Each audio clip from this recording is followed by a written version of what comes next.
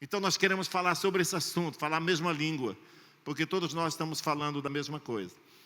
Vamos ver aqui um texto em Mateus capítulo 4, versículo 18 a 20. Diz assim: caminhando junto ao mar da Galileia, Jesus viu dois irmãos, Simão, chamado Pedro, e André. Eles lançavam as redes ao mar, porque eram pescadores. Jesus lhes disse: venham comigo, e eu os farei pescadores de gente. Então eles deixaram imediatamente as redes e o seguiram. Olha só, uma grande lição. Jesus nos mostra uma maneira muito inteligente de abordar alguém, fazendo uma conexão. Porque eu penso, se você chegasse com um pescador, de repente você vai lá na beira do rio tomar um banho e tem um pescador lá, e você imagina que aquele pescador não conhece Jesus, e você vai querer chegar com ele e dizer, e você falasse para ele assim: cara, você está perdendo seu tempo aí, rapaz, pescando, tem coisa mais importante para fazer, você não sabe quais são as prioridades da vida, você tem que pregar o evangelho, você tem que fazer uma coisa melhor. Qual a chance dessa pessoa largar a pescaria e dizer: então eu vou com você? Nenhuma, provavelmente. Mas Jesus chegou fazendo uma conexão, provavelmente valorizando aquela profissão. A Bíblia não fala os detalhes, mas eu penso que Jesus deve ter conversado um pouco. Pedro, há quanto tempo você pesca? Poxa, que pescaria é uma coisa tão bonita. Você consegue tirar, os peixes da água, levar para as pessoas, alimentar pessoas, sabe? Pescar deve ser algo muito bom. Mas eu quero te falar uma coisa, Pedro: existe um nível maior de pescaria, existe uma promoção que eu quero te dar. Eu quero fazer de você um pescador de pessoas.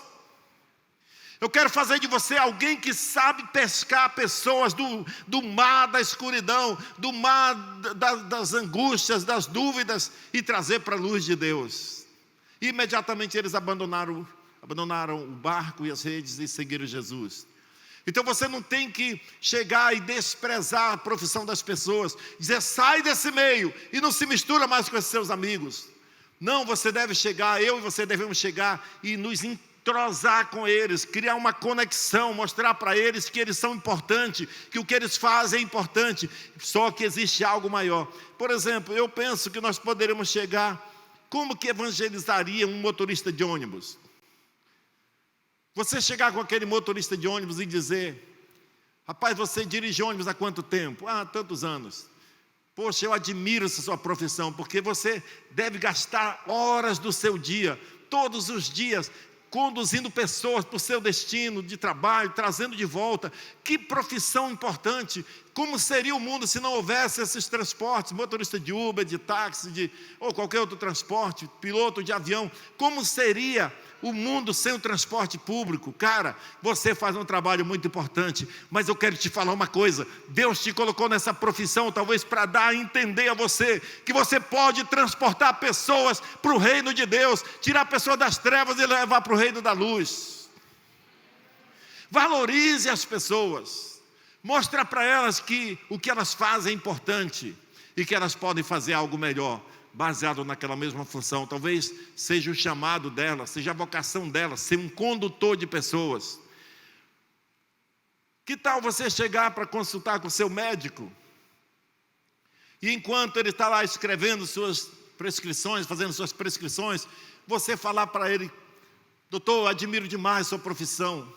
Sabe, para ser médico, acho que tem que ser uma vocação, porque vocês gastam tempo da sua vida, às vezes plantões inteiros, longe da sua família, para salvar vidas. Que profissão maravilhosa! Deus te deu essa profissão para te dar a entender que você pode ser um salvador de almas. Você pode exercer a medicina num nível muito mais superior, porque Jesus é o médico dos médicos. Você pode levar pessoas que estão à beira da morte a conhecer Jesus Cristo e ter a sua vida espiritual salva. Irmãos, qualquer médico vai se interessar por uma conversa desse tipo. Qualquer médico vai se sentir valorizado e vai dizer: meu Deus, tem pessoas que compreendem a importância da minha vocação. E quem sabe isso vai abrir uma porta para você entrar com o evangelho da graça, e daqui a pouco ele faz parte com você da comunidade cristã. Todos nós somos chamados para representar bem Deus, Jesus Cristo, no nosso trabalho, no ambiente em que nós vivemos dia a dia. Amém, irmãos? Quantos querem ser úteis no reino de Deus assim? Deixa eu te falar uma coisa, ninguém aqui é menos importante do que ninguém. Todos podem e devem ser um instrumento de Deus para alcançar o seu círculo de influência. Sabe, irmãos, você está naquela profissão, ou você tem os seguidores que tem na rede social, você tem os amigos que tem, os colegas que tem de trabalho, para que você possa ser usado por Deus naquele campo. Que tal se cada um de vocês, cada um de nós, falássemos de Jesus para todos os seguidores que nos seguem nas redes sociais? Quantas pessoas têm centenas, até milhares de seguidores, mas nunca falaram de Jesus, nunca aproveitaram esse campo maravilhoso, evangelístico, para falar do amor de Deus para essas pessoas? O que leva uma pessoa a perder tanto tempo, tantos relacionamentos e nunca falar daquilo que é mais importante? Eu creio que nós estamos vivendo num momento brilhante da igreja, porque é o momento que talvez alguns pensam assim, o evangelho está tão popular que perdeu o sentido. Não, irmãos, nunca houve tanta abertura. O evangelho pode entrar em casa de qualquer pessoa, qualquer crente é aceito em qualquer lugar, sabe? O que falta muitas vezes é nós termos a coragem de falar menos e agir mais, começar a viver de acordo com a fé que nós pregamos, para que as pessoas possam crer no evangelho que nós representamos. Quantos maridos poderiam ser ganhos se você falasse menos, mulher? Isso é bíblico, sabia? Às vezes tem maridos que não são salvos, não se aceitam Jesus porque a mulher fala demais. Você tem que ir para a igreja, marido, você tem que ir para a igreja, você tem que ir para a igreja, tem que ir para a igreja. A Bíblia diz, se o seu marido, mulher cristã, se o seu marido ainda não obedece a palavra, ganhe ele sem palavra alguma, só pelo reto procedimento, sendo uma pessoa correta, honesta, íntegra. Quantos amigos de trabalho, ou empregados, ou patrões, você nunca conseguiu ganhar para Jesus, porque você fala muito e faz pouco? Seja íntegro, nunca aceite suborno, nunca aceite a mentira, seja confiável, seja leal à sua liderança, no seu emprego, no seu trabalho, seja verdadeiro, e as pessoas vão te observar, e na hora que elas sentirem o desejo de querer um compromisso maior com o evangelho, elas vão procurar você, que ela confia. Amém? Olha só aqui, como alcançar as pessoas dos nossos relacionamentos. Um outro texto aqui de Mateus 9, versículo 9 a 13. Quando Jesus saiu dali, viu um homem chamado Mateus, sentado na coletoria, e lhe disse, esse Mateus era um cobrador de impostos, ele estava lá no seu posto de controle, de cobrança, e eles eram muito mal vistos. Todos os cobradores de impostos em Israel eram muito mal vistos, porque eles faziam parte de uma classe que parece que até hoje é meio assim, né? Muito tentadas para a corrupção, muito inclinada a se envolver em falcatruas, em cobrar mais do que deve. E havia uma agravante, os romanos estavam dominando sobre a Palestina, os romanos tinham tomado o governo lá e estavam dominando, e eles pegavam os próprios judeus para serem funcionários deles, para cobrar imposto dos judeus para os romanos. Então isso fazia eles serem mais odiados. E todos os judeus sabiam, quando ele via um cobrador de imposto, que talvez ganhava 10 mil reais, mas tinha uma vida de quem ganha 100 mil, 200 mil, esse cara enriqueceu ilicitamente. Ele rouba da gente, então havia aquela má fama sobre eles. Mas Jesus pega um homem desse, Jesus passa diante do posto dele, coletoria, e disse, siga-me. E ele se levantou e o seguiu. Agora, parece-me que logo depois, não sei, eu tentei ainda procurar se foi um dia depois ou uma semana, não sei, mas logo em seguida fala assim, estando Jesus à mesa na casa de Mateus, do dito cobrador de imposto, estando Jesus à mesa, provavelmente foi convidado para um jantar ou almoço, na casa desse Mateus, muitos outros publicanos e pecadores, cobradores de impostos como eles, vieram e tomaram lugares com Jesus e seus discípulos à mesa. Irmãos, olha só, pensa bem aqui, o Mateus era um cobrador de imposto, o cara que não estava nem aí com a vida cristã, espiritual, ele queria ganhar dinheiro, trabalhava para os romanos, estava muito bem do ponto de vista dele, mas o mestre Jesus chegou lá e chamou a atenção dele, convidou ele, e ele foi atraído por Jesus, e ele se tornou um seguidor de Jesus. Ele deve ter pensado, se Jesus tivesse dito para ele, mudando aqui, se Jesus tivesse dito para ele, abandone todos os seus amigos agora, deixa de ser cobrador, entrega esse emprego e nunca mais procure seus amigos, qual era a chance que ele tinha de ganhar os seus amigos para Jesus? Nenhuma. Mas olha o que aconteceu, ele prepara uma refeição na sua casa, e ele diz, ele deve ter pensado, eu não sei falar de Jesus, mas ele me fez muito bem, já sei de uma coisa, vou chamar todos os meus amigos cobradores de impostos, e vou chamar Jesus também para esse mesmo jantar, e vou deixar ele mesmo falar sobre o Evangelho para esses outros. Então Jesus estava à mesa com eles, e vendo isto, os fariseus perguntavam aos discípulos de Jesus, por que o mestre de vocês come com os publicanos e pecadores? Mas Jesus, ouvindo, disse, os sãos não precisam de médicos, e sim os doentes. Vão e aprendam o que significa misericórdia eu quero, e não sacrifício, pois não vim chamar justos, e sim pecadores. Olha só, irmãos, nós precisamos levar esse evangelho lá no meio das pessoas que não conhecem a Deus. Nós precisamos nos relacionar com eles, nós precisamos nos misturar, chegar perto deles, não para fazer o que eles fazem, mas para ser uma luz, uma esperança no meio deles. Nós temos que levar esse evangelho, sair das quatro paredes aqui e chegar lá no lugar onde as pessoas estão desesperadas, lá onde elas estão fazendo clamores a Deus sem conhecê-lo, e apresentar esse Deus que responde à oração, que perdoa os pecados, que dá a vida eterna. O seu lugar de trabalho é o maior campo missionário que você pode ter, sabe? Eu nunca iria alcançar o que vocês podem alcançar no dia a dia, nos seus trabalhos, nas suas empresas. Isso é muito maravilhoso. Algumas mentiras que o maligno usa para abafar esses ministros do mercado, para fazer você achar que você não pode. Primeiro, eles dizem o seguinte, o ministro de mercado não é tão importante como o ministro do púlpito.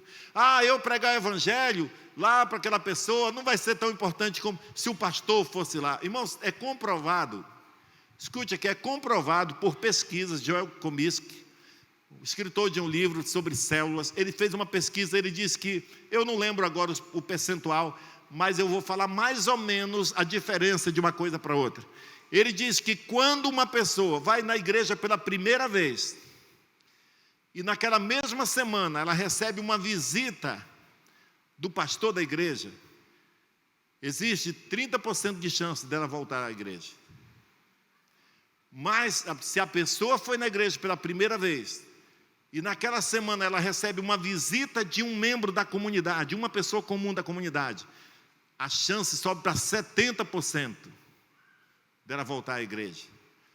Porque as pessoas, elas são atraídas e elas creem mais quando elas veem alguém que convive com elas, que elas sabem do problema delas, e agora elas veem essas pessoas transformadas, e ela recebe uma visita de alguém como ela.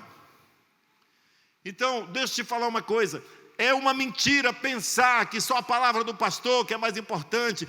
Se o pastor fosse na minha empresa pregar, talvez não aconteceria nada. Mas se você que está lá dentro todo dia começar a viver de forma íntegra, seu patrão confiando em você, dizendo, esse funcionário aqui é de confiança, esse aqui é íntegro, e você dizendo, esse meu patrão aqui, eu conheço ele é um homem de Deus. Eu vou te falar, as relações sociais começarão a ser mudadas, a cultura começa a ser mudada, porque quando você falar algo lá, todos vão dizer, é verdade o que ele está falando, ele é um homem de Deus, ele é uma pessoa íntegra.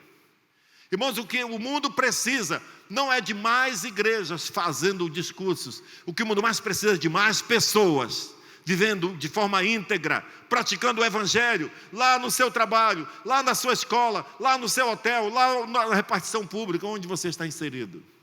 É disso que o mundo precisa. E eu estou com uma empolgação muito grande, Deus. Nós estamos muito animados que essa igreja vai praticar isso. Nós vamos todos juntos, cooperando uns com os outros, fazer um trabalho extraordinário de evangelismo, de casa em casa, de emprego em emprego. Cada um vivendo o seu evangelho, o evangelho que recebeu do Senhor. Todos nós somos igualmente importantes. O que nos faz importante não é o cargo, não é a posição que alguém tem na instituição. O que faz você ser tão importante é a mensagem poderosa de Deus que está dentro do seu coração, como está no meu, e que pode ser espalhada em qualquer lugar. O que faz nós sermos igualmente importantes é esta bomba atômica que está dentro de nós, que pode ser estourada a qualquer hora, lá na empresa, lá no trabalho, na escola, na sua casa, e deixar o reino de Deus se manifestar e destruir as obras do maligno. Eu creio numa igreja que vai fazer a diferença na cidade onde ela vive. Outra mentira é que a igreja só funciona no prédio, no edifício da igreja, ou na célula durante a semana, nas reuniões nas casas. Não é verdade isso. A igreja não é o prédio, a igreja é o povo de Deus. E onde eles estiverem, onde tiver um ministro do mercado, lá está o santuário de Deus, lá está a igreja. A igreja deve funcionar todos os dias e em todos os lugares. Amém? Porém, eu quero abrir um parêntese aqui. Porque com essa palavra, pode ser que alguns pensem, então eu não tenho mais que congregar. Então eu vou viver minha vida, fazer minhas orações em casa. Não. A Bíblia nos adverte sobre o dever de congregar. O mandamento de Deus de congregar. Nós precisamos nos conectar uns com os outros. O corpo de Cristo, fortalecendo uns aos outros. É importante congregar. Em Hebreus capítulo 10, versículo 25, diz: não deixemos de congregar, como é o costume de alguns. Algumas exortações do versículo 22 e 25 desse texto de Hebreus requer que se pense seriamente nos outros cristãos, como a finalidade de estimulá-los ao amor e ao serviço, ou seja, às boas obras. Esse texto de Hebreus nos mostra claramente que existe uma necessidade dos cristãos estarem juntos, estimulando uns aos outros ao amor fraternal e ao serviço. A perseverança cristã é, portanto, um esforço da comunidade no congregar. Quando nos esforçamos, porque é muito fácil num dia que hoje de manhã faltou energia, e vocês precisavam ver como eu fiquei molhadinho aqui. Nós pregamos aqui sem energia, só uma caixinha de som funcionando, não havia nada, faltou energia aqui na cidade, e a gente molhadinho, mas estava a igreja quase lotada, e nós ficamos até o fim, pregamos, e eu quase que derreti aqui, mas aquela presença gloriosa dos irmãos aqui, Jesus conosco, nos fortalecendo, nos fazendo sentir um só. Quando saímos daqui, saímos felizes, cheios de unção do Senhor, amém? Então a igreja precisa estar junto. Esse congregar é o que nos fortalece, estarmos juntos. A Bíblia diz que ali o Senhor ordena a sua vida, e a sua bênção e a vida para sempre. O encorajamento comunitário, a perseverança requer que se esteja junto. O fato de alguns irmãos, lá da época dos apóstolos, estarem negligenciando esse dever de congregar, com certeza foi o motivo de algumas advertências e admoestações escritas nesse livro de Hebreus. Quando diz que façamos admoestações uns aos outros no que diz respeito a congregar, visto que o dia se aproxima, o dia da volta de Cristo, o dia do juízo. Irmão, nós estamos talvez vivendo a última etapa, talvez a última geração que tem a chance de levar esse evangelho com todo o gás, para todos os lugares, em todo o tempo, em qualquer hora, em qualquer dia. Talvez essa seja a última chance que Deus está dando para a igreja se expressar e fazermos um grande mover de Deus para a volta dele. Milhares de pessoas estarem esperando. Essa é a nossa hora. A igreja deve funcionar nos hotéis, nos restaurantes, nas empresas, nos bancos, nos supermercados, nas universidades, nas salas de aula de todas as escolas, em cada repartição pública, nos consultórios médicos, em todo lugar. Onde tiver um cristão, ali o evangelho deve estar presente. Quantos aqui são cristãos, seguidores de Jesus? Levante a mão. Então, já vejo milhares de pessoas conhecendo a Cristo por causa da sua presença lá naquele lugar. Peça isso de Deus, irmãos. Peça isso de Deus, é o que Ele mais quer. Sabe, o mais importante não é ter um pastor famoso. Nós já tivemos, eu acredito que o Brasil já passou aquela fase onde haviam vários pastores estrelas que enchiam os estádios, homens de shows, de fazer grandes eventos, e que as pessoas nem se firmavam em Deus, elas iam conforme a onda. Tem um grande show aqui com pregador, ou cantor, ou os estrelas. Deus só tem uma estrela, Jesus Cristo é a estrela, e Ele brilha em cada um de nós. Amém, irmãos? A luz de Cristo vai brilhar agora nas trevas, através da igreja, através da sua vida. O pregador, o pastor Steve, de uma igreja lá das Filipinas, ele diz que a igreja dele aprendeu, entendeu o princípio, o propósito de Deus para eles. Eles falaram o seguinte: nós entramos e discipulamos a nação filipina. Ele disse: a igreja está presente em todas as repartições públicas, no meio político, entre os hospitais, entre as escolas, em todo lugar, nas prefeituras, nos governos estaduais. Ele falou: em todo lugar a igreja se infiltrou, e eles começaram a discipular as pessoas. E sabe o que aconteceu? A cultura começou a mudar, começou a haver uma cultura de confiabilidade. A fibra moral da sociedade começa a mudar quando a igreja começa a viver esse evangelho no dia a dia. Agora, olha o que ele diz.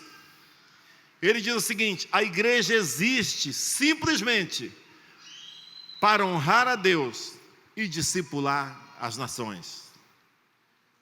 A igreja existe para honrar a Deus e discipular as nações. Se nós não discipularmos as nações, e discipular, irmãos, não fala só de você discipular os bons.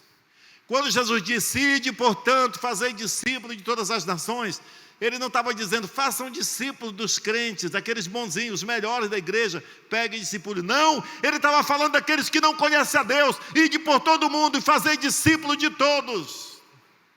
É discipular na sua empresa, é discipular na sua casa, no seu lazer, onde você tiver um grupo de amigos, de relacionamentos, ali é para você discipular aquelas pessoas. Falar do amor de Deus para elas. Onde estiver um ministro do mercado, estará a presença de Jesus para fazer a diferença e resgatar a dignidade humana projetada por Deus. Sabe por que há tanto desrespeito, tanta humilhação, tantas diferenças? Porque as pessoas se ausentaram dos princípios de Deus. Deus queria que houvesse uma inclusão social. Deus queria que todos se honrassem uns aos outros, se ajudassem, que todos começassem a ter um relacionamento de confiança, de honestidade, de integridade. Isso foi se perdendo porque as pessoas foram vivendo de forma egoísta. Mas nesses últimos dias, Deus está chamando a sua igreja para se unir e fazer um trabalho extraordinário de conquista das almas, de discipulado dessas pessoas. Quando pesca o peixe, você não come o peixe do jeito que vem do rio. Você tem que fazer alguns tratamentos, tem que tirar escama, espinha e tudo. A mesma coisa, nós vamos pegar pessoas lá fora. Elas vêm do jeito que elas estão, mas nós vamos discipulá-los. Nós vamos levando o amor de Deus. Nós vamos levando para elas os princípios do reino, a cultura do reino de Deus, e vamos mudando para a glória de Jesus. A inclusão social, a cura dos relacionamentos, o resgate da fibra moral é primariamente o papel da igreja. E isso somente acontece quando cada cristão assume o seu papel de ministro da sociedade, de sacerdote do mercado. Quando cada um de vocês não se sentir menos importante do que o pastor, no que diz respeito a pregar, a ministrar na vida das pessoas, a falar do amor de Deus, a ajudar os outros a conhecer a Deus. Quando cada um se sentir: eu sou um ministro de Deus, eu sou um cooperador juntamente com os pastores e com todos que fazem a obra de Deus, nós somos cooperadores, cada um na sua posição, cada um no seu lugar onde Deus colocou. Você não trabalha na empresa só para levantar recursos para a sua família, também para o seu sustento. Porém, existe algo mais nobre, existe uma oportunidade de você implantar o reino de Deus naquele lugar onde você está. Você vai chegar no lugar de trabalho amanhã. Você vai chegar no seu ambiente de trabalho amanhã, e não importa qual seja o trabalho que você tem, não importa se você trabalha naquela empresa, que a maioria dos dias você tem ido para lá, dizendo, ai meu Deus, vai começar uma nova semana, um peso, uma tortura, esse trabalho é muito difícil, assim. Não, você vai chegar amanhã, em nome de Jesus, você vai chegar no seu lugar de trabalho amanhã com uma visão no seu coração. Você vai botar o seu pé no batente da empresa e vai dizer, o reino de Deus chegou aqui nessa manhã para fazer a diferença. Porque o reino de Deus, a Bíblia diz, não está ali, nem lá, nem naquela igreja ou naquele outro lugar. O reino de Deus está dentro de vocês. Amém? O reino de Deus está dentro de cada um de vocês. Foi Jesus que falou isso. O dever de cada cristão é buscar a Deus para saber qual a sua vontade. Irmãos, Deus tem uma vontade para cada um de nós. Até onde você deve morar, em que empresa você deve trabalhar, qual profissão talvez você vai ter. Tem que buscar a Deus, porque Deus tem um plano para você, tem um projeto para você. Então busca a Deus para saber a vontade dele cada dia. Nós trabalhamos nas coisas materiais para financiar o sustento da nossa família, para abençoar outras pessoas no reino de Deus. Porém, existe um objetivo maior e mais sublime, que é ser resposta de Deus para o clamor daqueles que não vão à igreja. Irmãos, esse mundo, na sua empresa, está cheio de pessoas que chegam no ambiente de trabalho com um clamor interno, escondido, oculto, dizendo, ai meu Deus, quando eu chegar em casa, como que será que vai estar minha esposa? Será que ela não terá ido embora porque está em pé de guerra? Sabe, aquela pessoa que vai chegar no seu trabalho e vai estar fazendo um clamor, ele não conhece a Deus, mas está dizendo, ai meu Deus, será que meu filho vai estar viciado em drogas? Ai meu Deus, aquela doença, será que eu vou ter tempo de curá-la? Existe um clamor interno dentro das pessoas que não vêm à igreja, e você pode ser a resposta de Deus para essas orações de pessoas que não vão à igreja, porque não conhece Jesus ainda, mas você conhece, eu conheço. Nós vamos chegar lá e nos oferecer para abençoar a vida dessas pessoas. Amém, irmãos? Quantos querem isso? Deus vai te dar uma unção especial para você ser um ganhador de almas. Não precisa ser religioso, você não tem que chegar lá com linguajar religioso, de crente, ou seja, de que for. Você só tem que ser uma pessoa simpática, que ama as pessoas, que facilita a vida das pessoas, que faz o bem para elas, e elas vão querer ouvir o evangelho que você tem para anunciar. Em 2 Coríntios capítulo 5, versículo 20, 2 Coríntios 5, 20, olha o que diz: somos embaixadores em nome de Cristo, como se Deus exortasse por meio de nós. Em nome de Cristo vos pedimos que se reconciliem com Deus. Pedimos a vocês que se reconciliem com Deus. Olha só, o próprio apóstolo Paulo aqui na segunda carta aos Coríntios está dizendo, quando você vai pregar o evangelho para uma pessoa, é como se o próprio Deus estivesse dizendo para aquela pessoa, em nome de Cristo, se reconcilie com Deus. Esse é o papel de um embaixador, alguém que defende os interesses do reino de Deus aqui na terra. Jesus subiu para a glória, morreu, ressuscitou, foi para o céu e deixou uma missão para todos nós, representá-lo aqui. E quando você está fazendo isso, irmãos, não importa se você é um empregado ou se você é o patrão, se você é o médico ou você é o paciente, se você é um fornecedor ou você é um consumidor, não importa em que lado você está, se você se relaciona com alguém, você pode exercer esse papel de embaixador, alguém que defende os interesses de Deus na vida daquela pessoa, porque Deus tem interesse na salvação de todas as pessoas. Amém? Às vezes nós selecionamos os que são piores, a gente dá vontade de dizer que eles não se convertam, né? Porque a gente não gosta deles. Mas Deus gosta de todos. Deus gosta de todos, amém? Tem alguém que é chato, que você não gosta? Deus gosta dele também. Deus gosta de todos. E Ele quer salvar todos. Eu quero ler mais 2 versículos aqui para a gente encerrar. Provérbios capítulo 11, versículo 30. Provérbios 11, 30. Diz: o fruto do justo é árvore de vida, e o que ganha almas é sábio. O fruto do justo é árvore de vida, e o que ganha alma é salvo. Eu estava lendo, o que ganha alma é sábio. Eu estava lendo um comentário do tradutor dessa versão, sobre esse versículo. Ele diz: a vida do justo conduz à bênção, não apenas para si mesmo, mas também dá o fruto que ganha almas, no sentido de tirar pessoas do caminho que termina em morte. Então, o fruto do justo é ganhar almas, no sentido de tirar pessoas da rota do inferno, do caminho que termina em morte, e levar para a vida. Pessoas, quantos de nós conhecemos gente que era sem noção, gente que estava caminhando para a morte, gente que estava vivendo na beira do abismo, mas quando conheceu você, quando conheceu alguém cujo coração estava cheio de misericórdia, do amor de Deus, a vida dela foi mudada. E o último versículo de hoje, para nós lermos aqui, Daniel capítulo 2, 12, versículo 3. Os que forem sábios resplandecerão como o fulgor do firmamento, e os que conduzirem muitos à justiça brilharão como as estrelas, sempre e eternamente. Aleluia. Seu nome pode ser lembrado como alguém que mudou a história de uma geração inteira. Os que são sábios vão brilhar. Talvez as pessoas vão lembrar daqui a 100 anos que houve alguém que entrou na linhagem delas, trazendo uma mensagem de salvação e mudou toda a história. Mas muito mais do que isso, a Bíblia diz sempre e eternamente, porque lá no céu, por toda a eternidade, o que você fez não se apagará, receberá a recompensa de Deus. Então eu quero convidar todos vocês para nessa noite fazer um pedido a Deus.